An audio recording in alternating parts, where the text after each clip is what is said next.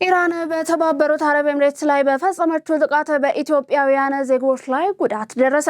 የካቲት 21 ቀን 2018 ዓ.ም የተጀመረውን ተከታታይ ኢራን የሚሳኤል እንዲሁም የድሮን ጥቃትን ተከትሎ በተባበሩት አረብ ኤምሬትስ ጉዳት ከደረሰባቸው 58 ሰዎች መካከል ኢትዮጵያውያን እንደሚገኙበት የሀገሪቱ መከላከያ ሚኒስቴር ባወጣው መግለጫ አረጋግጧል። ይሁን እንጂ ጥቃቱ በደረሰባቸው የኢትዮጵያ ዜጎች ቁጥር ላይ ሚኒስትሩ ዝርዝር መረጃ ከመስጠት ተቆጥቧል። እንደ ሚኒስትሩ መግለጫ ከሆነ ጥቃቱ ከተጀመረበት ጊዜ አንስቶ የኤሚሬትስ የአየር መከላከያ ስርዓት ከኢራን የተተኮሱ 165 ባላስቲክ ሚሳይሎችን፣ 2 የክሩዝ ሚሳይሎችን እንዲሁም 544 ድሮኖችን ማክሸፍ ችሏል።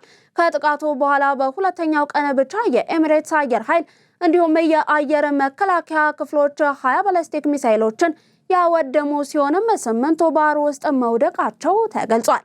በተጨማሪም 2 የክሩዝ ሚሳይሎች እንዲሁም 311 ድሮኖች በአየር ላይ የተመቱ ቢሆንም 21 ድሮኖች ግን በሲቪል ተቋማት ላይ ማረፋቸውን ሚኒስትሩ ይፋ አድርጓል።